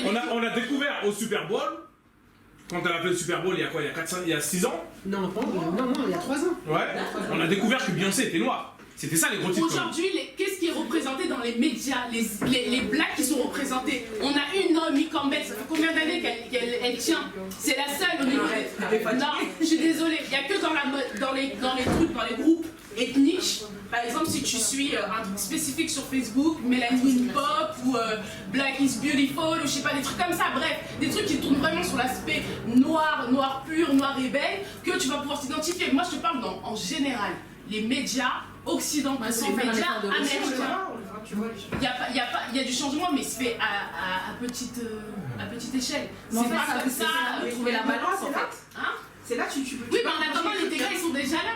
Là aujourd'hui, les dégâts. Oui, mais les dégâts, nous on a la trentaine, ok, d'accord, mais les petites, pour elles, ce sera pas autre chose, ça sera autre chose. Non, là, mais elles sont déjà dans l'influence. C'est qui les icônes que vous voyez dans les magazines? Moi je trouve. Je peux parler parce que moi j'en ai. Qui regarde magazine maintenant? Non, mais quand il est de magazine, d'être trop si pessimiste. Moi je suis pas pessimiste. Là, moi aujourd'hui, le travail qu'on est en train de faire pour moi, ce sera pour la génération d'après. C'est pour dire à nos enfants plus tard, même si elle est noire, même si ma fille t'es belle, ma fille t'es intelligente, ma fille t'es forte, et c'est pour leur donner de la confiance en soi et de l'estime de soi. Donc je pense que là, ce qu'on fait, c'est pas bénéfique pour les gens. Maintenant? Adja, t'es sérieuse? Non, t'as pas compris. Non, mais tu viens de le dire. Nous, on l'entend. Ici, il n'y a pas de gens qui se dépigmentent, t'es d'accord avec moi? On va aider les gens qui sont autour de nous. Mais l'information, ça va être toi, qu'est-ce que tu vas en faire de cette information? Au-delà de la véhiculer, est-ce que tu sais l'impact qu'elle va avoir? Est-ce que tu pourras quantifier le nombre de personnes grâce au message que tu véhicules sur les réseaux sociaux qui va changer de comportement ou pas? Vous voulez rigoler? On est en train de le faire. Bien sûr. Rigoler ou pas? Tu veux rigoler ou pas? Rigole si tu veux. Je viens de recevoir un mail là. De qui? Mais j'allais t'en parler, j'ai pas fini. Je le lis? Comme ça. À voix haute? Ouais. Bonjour, je suis journaliste pour TF1. Je me permets de vous contacter car je m'intéresse au éclaircissement. Il manquait plus que t'es sur la faute, je te jure. Depuis tout à l'heure, le mail il traîne, j'allais répondre. Après, elle m'a dit réponds pas, demande-lui d'abord. Je m'intéresse aux crèmes éclaircissantes pour la peau qui peuvent être dangereuses pour la santé. Je souhaiterais faire un reportage à ce sujet. À cet effet, je souhaiterais discuter avec un ou une membre de votre association pour en comprendre les enjeux. S'il est accepté par ma rédaction, ce reportage passera au JT de 13h ou 20h dans les prochaines semaines. Par la suite, cela m'intéresserait de pouvoir recueillir le témoignage d'une personne qui a utilisé ces crèmes et qui pourrait parler de ses méfaits lorsqu'elles contiennent cortisone ou hydroquinone. N'hésitez pas à me contacter par mail ou me téléphoner pour en discuter. Merci beaucoup, bien cordialement. La femme. Tiens. Excusez-moi, Moi, je vais pas dire sur place. par rapport à ça, il y a une émission qui a été faite par celle qu'on appelle Karine Le Marchand, qui s'appelle Les tabous On va green direct. de la dépigmentation de la peau. Ah, j'ai même pas. C'était aux Ulysses notamment, dans les stades. Ah, c'est ça, tu m'as dit TF1. C'est passé quoi? Je sais pas J'ai même pas fait le- exactement, mais c'est les tabous du racisme. Je crois que je l'ai vu, il me semble. Si, on a entendu parler, après c'est pas des sujets en général qui sont mis à l'ordre du jour. Mais... Il est passé à la télé? À quelle heure? À quelle heure? Voilà, Minuit? Moi j'ai pas vu à la télé, j'ai vu ça sur YouTube. Non, mais là, ça sera 13h ou 20h, donc là, on va diffuser Papa Lé. Non mais c'est pas le même écho, je suis d'accord avec vous. Moi ce que je voulais ajouter, c'est au sujet, pardon je pense, mais c'est parce que je fréquente un petit peu, comme madame, le milieu de la mode un petit peu, je fais des concours de beauté aussi, des choses, et ça m'est arrivé de voir dans des salles de camarades, donc on se balance des discours à longueur de journée, voilà, ce qu'on veut, c'est que les femmes noires soient mises sur le devant. Et au fond, tu te rames du Caroline dans son sac. Donc, notre vrai problème chez nous, voilà, il y a des problèmes de crédibilité. Il y a des problèmes de crédibilité. Mais, à côté de ça, le vrai souci, c'est que chez les femmes, encore une fois, c'est un problème de, comment ça s'appelle ? Non, on a beaucoup d'hypocrisie en fait là-dedans. Ça veut dire qu'on va être convaincu qu'on veut véhiculer des messages, tout ça, machin, tout ça. Je pense qu'il y a une entre deux feux maintenant. Parce qu'il y avait jusqu'à un certain moment, on était limite tous d'accord sur le fait qu'il fallait être clair pour être belle. Et maintenant que ça commence à aller dans l'autre sens en mode non c'est bon, restez entre vous là, nous on va chez les foncés. Et elles sont là, elles sont tiraillées parce que je pense qu'elles voudraient, parce qu'elles se disent encore, il y en a qui leur demandent, elles se disent encore, ouais je suis noire, limite elle te dirait je suis fière d'être noire mais un peu moins, tu vois. Et elles sont en mode ouais, genre on soutient, on m'a dit c'est bien les noirs maintenant acceptez-vous tels que vous êtes, mais d'un autre côté aussi c'est dur d'arrêter. Tu vois, mais il y en a encore, tu sais, qui comprennent pas que c'est l'addiction en fait. C'est vraiment pas mal. Les femmes choisir, voilà, exactement. De choisir cet aspect où on va aborder le sujet en parlant d'estime de soi. On veut pas pointer les gens du doigt, justement. Ce qui est intéressant aussi, c'est votre partenariat avec L'Oréal. Dans la mesure où j'ai parlé avec énormément de dames qui ont été aussi dans l'univers de la mode, tout ça, des femmes noires, mais à une autre époque. Ça veut dire qu'aujourd'hui sont des mamans. C'était notamment des coachs dans les concours de beauté que j'ai fait, donc Miss Afrique de l'Est ou Miss Africa France. On a été coachés par des dames qui faisaient leur témoignage, qui nous disaient de quelle origine moi, mon père, il est de la République centrafricaine et ma mère, elle vient du Burundi. Et donc voilà, le premier concours que j'ai fait, c'était Miss East Africa. Il y avait donc des pays qu'on ne connaît pas forcément ici, un petit peu sur Paris, c'était Rwanda, Tanzanie, et tout comme ça. Voilà. Et ensuite, Miss Africa, là, il y avait par contre un peu plus de communautés et des diasporas un peu plus influentes ici sur Paris. Le Congo est calme, tu calme. Et donc, il y avait les West Af quoi. Ouais, voilà, c'est ça. Franchement, nous c'était 1%. Le reste c'était mal. C'est normal, mais c'est parce que. Ouais, non, c'est normal. On va pas en faire l'histoire, c'est comme ça. Mais du coup. Enfin, ce que je voulais dire en tout cas, c'est que ce que moi j'ai retenu en tout cas du témoignage de ces dames-là, qui nous disaient que finalement aujourd'hui vous avez une chance incroyable d'arriver sur un plateau où vous allez monter sur scène, vous allez faire une prestation, vous allez défiler, vous allez faire ça, machin, et vous avez votre teinte. Vous avez des maquilleuses qui sont là avec des produits de grandes marques. Et il y a votre teinte en fait, que elle à l'époque. Mais c'était on avait le contrôle des BFM en fait où je me dis mais c'est paradoxal en fait que votre premier partenariat ce soit avec elle c'est mon gars en plus quand ils ont été tu sais qu'il était là au débat pour justement imposer à leurs mannequins noirs justement c'était la mode de commencer à ramener des visages noirs pour la pomme parce que vas-y il fallait prouver à la communauté internationale qu'on était quand il fallait un pantin noir elle-même elle savait même pas les produits. Elle nous disait, nous, c'était à base de problèmes de peau, on attrapait des maladies, parce que justement, enfin des maladies, j'abuse, on attrapait des, parce que là, on parle d'image trash, j'utilise des mots, on avait des irritations, c'est ça, on avait des produits qui ne correspondaient vraiment pas. Aujourd'hui, on voit que chez Garnier, je sais pas où, ils utilisent du karité. De fou!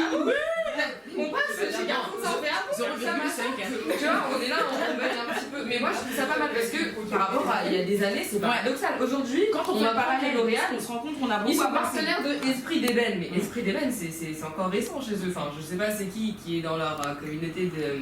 Alors community manager là, qui a décidé qu'on a accepté de fréquenter des noirs, mais enfin c'est un grand pas dans l'histoire en tout cas, tu vois. Et du coup, c'est intéressant en fait de voir eux l'approche qu'ils ont eue. Le jour où ils ont croisé votre campagne en fait, et c'est là où il y a la vraie résonance, c'est là où il y a le vrai écho en fait. C'est d'autres réseaux, mais je t'expliquerai. J'avais envie de croire qu'ils ont été frappés par la foudre et qu'ils ont réalisé que. Mais quand tu fais le parallèle avec il y a quelques années, quand tu parles de j'ai envie de dire que tu parles de rien, bah c'est sûr que le un peu qu'on te donne, pour toi c'est beaucoup. Mais moi ça me fait penser, je me dis mais même avant ça il y avait encore des soucis. Et moi le truc qui m'a marqué, c'est un truc bête hein, mais quand Rihanna a sorti sa ligne de fond de teint. Mais l'engouement, ça fait 2 ans. Mais je m'en fous, ça m'a choqué, ça m'a touché. Je veux dire, c'était il y a que 2 ans seulement. Ouais, c'était. Voilà, mais c'était récent. Mais elle a sorti, tu vois, j'ai l'impression que les étincelles, elle avait sorti la sortie. Ouais, tu vois, c'est une première, tu vois, les autres, ils. En fait, par exemple, moi, je trouvais ma teinte chez Lancôme seulement. tu vois. Parce que eux, avec Lupita, ils n'ont pas eu le choix de, tu vois. Encore dans certains pays, tu trouves pas. Voilà. Donc avec elle, mais sinon, pour les filles noires et belles comme moi, il fallait faire des mélanges, il fallait faire des trucs chelous. Tu vois ce que je veux dire? Mais là, t'arrives, tu vois. Mais en fait, ça a mis un coup de fouet à toutes ces marques. Mais c'est ça. La petite reine, elles vont en plus un truc pas trop cher. Le fond de teint n'est pas très cher, tu vois. Et il y a tous les teintes, tu vois. Ils se sont dit, mais merde, on est trop en retard. Là, d'un seul coup, t'as vu toutes les marques. Ils sont arrivés, oui, ils font des trucs comme ça, là, et puis tu vois bien foncé. Tu vois, tu dis, mais oh, je suis allée chez Sephora, je crois, la semaine où elle a lancé le truc, il n'y avait plus. Tous les foncés, à partir des métis, il n'y avait plus rien. Tu vois, et tu dis, c'est sorti il n'y a même pas 2 ans. Mais j'ai envie de dire, pour moi, c'était l'illustration de quelque chose qui cloche, tu vois. Tu te dis, mais pourquoi on en parle? Pourquoi on fait autant de bruit sur ça, tu vois? Et pourtant, je te dis qu'avant, il y avait quand même du maquillage pour les noirs, mais c'est la première, c'est Iman qui a pensé. C'est Iman qui a pensé. C'est Iman qui s'est dit, mince. Moi-même, j'ai du mal. Mais peut-être que c'est normal la génération. Mais après, il y a eu quand même des marques, et je pense qu'il y a même des marques qui sont pas connues, qui n'ont pas la notoriété de Rihanna. Déjà ça. Qui avaient sorti certaines couleurs, et malheureusement, elles n'ont pas pu être mises en avant. Et je pense qu'aussi le prix a joué. Il y a le prix, et puis je pense que la notoriété, Rihanna, elle est connue de beaucoup. Tu vois, l'influence, la tranche d'âge qu'elle influence aujourd'hui, ça peut partir de quoi? Les 15 jusqu'à peut-être 35-40 ans, tu vois. Et du coup, ça fait un grand panel de personnes qui peuvent être concernées par rapport à ça. Alors que Iman, aujourd'hui, moi quand je la vois, son visage me dit quelque chose, mais elle me parle vaguement en fait. Tu vois, j'ai vu, quand je regardais les Amina et tout, je la voyais des fois de temps en temps et tout. Mais voilà, c'est ça, tu vois, c'est pas le même âge en fait. Aujourd'hui, toi, c'est toi, tu reviens. Et surtout, même par rapport à la manière de gérer l'image, tu vois, comment Iman elle va gérer son image. Rihanna, tu vois, elle est plus, j'ai envie de dire, c'est culture populaire en fait, tu vois. Donc, du coup, on est plus, et surtout avec les réseaux sociaux, tout ce qui est le fait de se mettre en scène, tu vois, le marketing, etc. Elle était même dans la campagne de tu vois, tous les jours, elle fait des tutos sur elle. Elle-même, le marketing. Voilà, et je me dis, mais c'est grave quand même, son truc est sorti il y a 2 ans, c'était vide, il n'y avait plus. Mais pourquoi il y a autant de jeunes filles qui se dépilent du coup? Puisqu'aujourd'hui tu peux. Parce que des fois tu te dis, j'avais pas Il y a des gens qui lâchent pas, ils sont adultes. Mais il y a des gens qui veulent admettre l'idée, dire d'accord, on va revenir à la mode, parce que pour moi c'est qu'un phénomène de mode. Hein. Je pense qu'on est tous d'accord là-dessus. Je pense que même tout ce qui est mouvement nappy, tout ça, c'est juste la mode qui revient. Parce que à l'ancienne, il y avait les. Ouais, non, mais ça a duré, mais les teint noirs ils sont à la mode et ça va repartir. Moi je pense que c'est. Moi je pense que ça peut vraiment revenir, mais à mon avis, c'est à l'ancienne les Black Panther, quand ils portaient l'afro, tout ça, il y a eu le pic où c'était la mode à l'ancienne. Après les gens ils ont arrêté, ça devenait has-been. Et petit à petit on revient en fait. Donc dans ce. Enfin, c'est de manière cyclique en fait, on revient là-dedans. Je pense que les gens ils apprennent en fait à accepter ce mode là où c'est naturel ou machin. Ça n'empêche pas moi-même. Hein. Je peux parler là des perruques, des tissages, tout ça. J'en ai fait moi-même tout ça et je me suis fait tout ça. Mais on est tous encore un petit peu atteints par. On veut le flow des white girls, tu vois, on a besoin un petit peu de sortir de chez le coiffeur, d'avoir quand même une fois dans l'année des cheveux à balancer, quoi, pas tout le temps avoir des cheveux crépus. Donc si on fait des selfies, nappy, mais quand même, genre le jour de notre anniversaire, on va caler la dernière lace, parce que c'est important, il faut, tu vois. Donc ça veut dire que petit à petit, on va s'adapter, on va y revenir. Je pense que ça dépend, c'est pas facile. De manière on réapprend, en fait, on est en train de recréer comment être noir dans telle société. On revit en fait, tu vois, parce qu'en fait au début on savait pas, j'ai envie de dire, limite je me dis, c'est moi qui ai appris à ma mère comment s'occuper des cheveux crépus, tu vois. Parce qu'aujourd'hui je pense qu'on réapprend, c'est un apprentissage en fait, tu vois. Je pense qu'aujourd'hui on a la maladie, on réapprend parce que il y a cette scène en fait, tu vois, les gens ils sont de plus en plus attentifs à ça. Avant quand les Black Panthers ils étaient au summum de leur mode, tout ça, les gens ils ont commencé à voir l'aspect politique un petit peu, ils ont commencé à dire que c'était des. Comment ça s'appelle? À dire que tu veux, je t'ai dit. C'était un petit peu genre à fond, genre ils étaient. C'est une mauvaise image, une mauvaise étiquette. Mais surtout après, ils ont buté les têtes ensemble. Ils les ont enlevées, donc du coup, tu connais, j'ai envie de dire, c'est un peu comme l'Africain qu'on a vu. Ils ont coupé les têtes des gens. Sankara, il a fini mal. Lumumba, il a fini mal. Il y en a plein. Mumiobe, il a fini mal. Et au final, ces mouvements-là, en fait, si tu veux, c'était des gens, ils incarnaient tellement le truc à eux tout seuls qu'au final, en fait, ils n'ont pas laissé de successeurs. Et donc du coup ça s'est soufflé derrière, ils étaient en mode t'enlèves le dirigeant. Mais en fait je me rends compte que les gens ils sont un peu surpris. Et comment tu fais pour arriver là justement? J'ai réfléchi et je réfléchir. je sais pas trop. Tu t'assais, tu penses à Je sais pas trop. Mais déjà, je me dis que j'analyse et je me dis, et quand je fais le comparatif par rapport à d'autres personnes, je me dis que j'ai quand même une famille qui s'est assumée. Enfin, chez moi, il n'y a pas eu vraiment de soucis par rapport à la peau. La couleur de peau, jamais on a remis ça en question. Nous, chez nous, on s'accepte tout. On a différentes carnations. Enfin, ma petite soeur, la dernière, elle a sorti jaune poussin. J'ai dit, mais c'est quoi ça? Mon frère qui vient juste après moi, c'est le plus foncé. Et tu vois, je le tacle des fois, je lui dis une espèce de noir là. Tu vois, mais mais les juste noirs, il n'y a pas de qualificatif. Ce genre de choses qui complexent. Non, il n'est pas compte. Non, mais là, il n'est pas complexe. Elle a dit quoi? Non, j'ai dit mon frère peut m'énerve, je lui dis noir, c'est plus clair que moi en fait. Si, ça complexe parce que tu peux avoir un mécanisme de défense et prendre sur toi et faire comme si ça ne touche pas, alors qu'au fond, ça va toucher et créer des complexes. Non, mais c'est Williams. Petit exemple, vous vous rappelez quand J-Max il était au début de son buzz et tout machin, il disait ouais arrêtez parce que je suis plus clair qu'elle, mais c'est des petits mots qui montrent que c'est ancré. Je suis plus claire. Dans chaque famille, c'était plus ironique, c'était carrément un argument de supériorité, tu vois. Je suis plus claire. Je suis plus claire. Mais déjà la famille, l'entourage, quand l'enfant est petit, c'est important. Enfin, c'est comme une plante depuis les racines jusqu'à ce qu'il s'élève. Il faut qu'il soit carré partout limite. Parce que s'il y a un souci, à n'importe quel moment, que ce soit au niveau de la famille, déjà c'est chaud. Si c'est au niveau de l'école, ça aura pris un petit peu plus de temps, mais il faut que genre à la maison on blinde. Enfin, la communication, c'est important aussi. L'éducation, la communication. Si l'enfant il a des remarques extérieures, qu'il n'hésite pas à les rapporter à la maison. Et comme ça, nous on s'occupe de dire écoute, la personne qui t'a dit ça, elle est stupide de te dire ça, parce qu'elle ne sait pas ta valeur ou des trucs comme ça, histoire de bien. Il faut qu'on se construise des enfants solides en fait. Donc il faut revoir tous nos critères de beauté. Ouais. Tous. C'est ça qu'on est en train de faire actuellement. C'est les débuts, mais on progresse. Petit à petit, l'oiseau fait son nid. Après, faut pas complexer les femmes claires. Oui, c'est ça. Après, faut pas revoir les. Parce qu'il y a certaines femmes, par exemple, le rejet d'Instagram, et qu'elles disent que oui, elles ont l'impression aujourd'hui d'être comme si elles étaient un peu dépestiférées, comme si elles étaient dérangées, quoi. Aujourd'hui, comme si avant elles étaient à la mode, ok, d'accord, elles ont rien demandé, mais aujourd'hui, c'est comme si être claire, c'était négatif. Tu vois, et c'est injuste. Elles ont rien demandé ces filles, tu vois, tu peux pas. On dirait qu'il y a une sélection de beauté. Voilà, on dirait qu'on sélectionne maintenant aujourd'hui le dark skin, plus t'es dark, mieux c'est. Et toutes celles qui vont être claires, on va les mettre de côté. T'es claire, c'est un peu hypocrite. Il faut arrêter de. C'est pour ça que. Moi j'ai un exemple. Ma copine elle s'est mise avec un haïtien qui a grandi dans la culture haïtienne.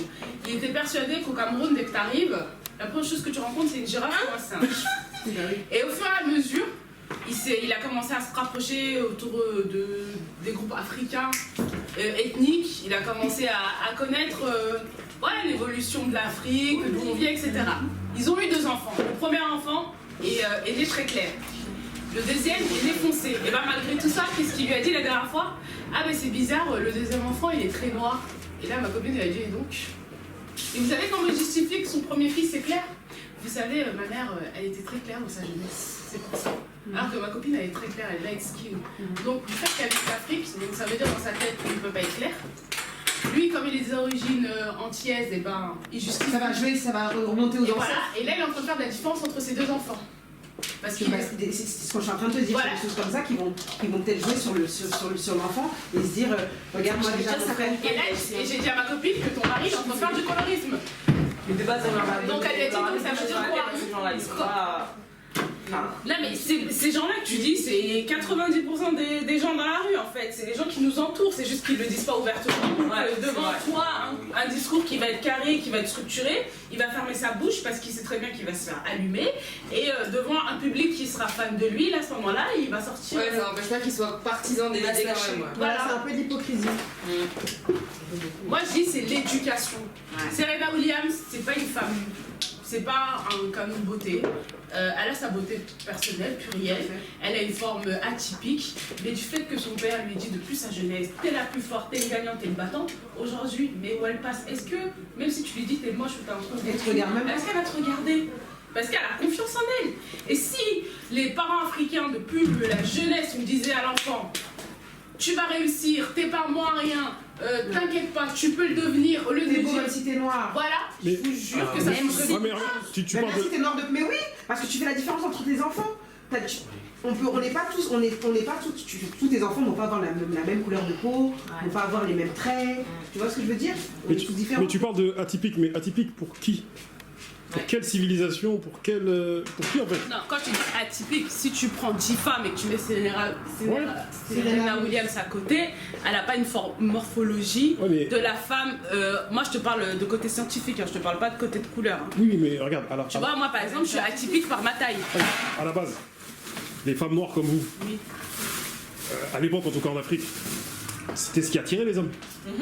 Les femmes généreuses, tout ça, là, tu vois. De manière générale. Ils ont transposé ça, mais plus clair. Moi, je me souviens d'un reportage que j'ai vu sur la Vénus noire. C'est genre, une femme noire qu'ils ont importée ici en Europe et qu'ils ont prostituée et qu'ils ont disséquée et qu'ils ont mis comme... C'est ça, ils ont disséqué, ils l'ont mis dans des, dans des bocaux. Avant ça, ils l'ont mis dans un... Bête de foire, voilà, ça comme un cirque. Parce que, soi-disant, elle avait des femmes comme vous ici. Tu vois? Et pour qui en fait? Pour qui? Pour quelle civilisation? C'est ça en fait? Et c'est ce que j'allais dire quand on disait oui, en ce moment les femmes noires elles sont pas à la mode, quand les hommes ils reprennent la cote, tout ça machin. Ça dépend de qui? Ça dépend de qui, parce que les gens qui s'expriment et les gens qui sont mis en avant, les gens entre guillemets qui ont du buzz, sur qui l'attention est portée, c'est jamais représentatif en général, c'est jamais la vie. Si on s'amuse à faire une vraie enquête quartier par quartier, ça va jamais être la vie représentative. Parce que je remonte ce que tu disais, les critères de beauté à revoir. Ouais. C'est ce que tu me posais la question. Moi je pense qu'il faut qu'à un moment donné, le délire de quand quelqu'un est très noir, ça veut dire qu'il est moche, et quand quelqu'un est très clair, ça veut dire qu'il est beau. Je pense qu'à un moment donné, ce formatage là, il faut se déformater. Quoi. Parce qu'on nous l'a mis dans le cerveau. C'est engagé sur le sac. Effectivement.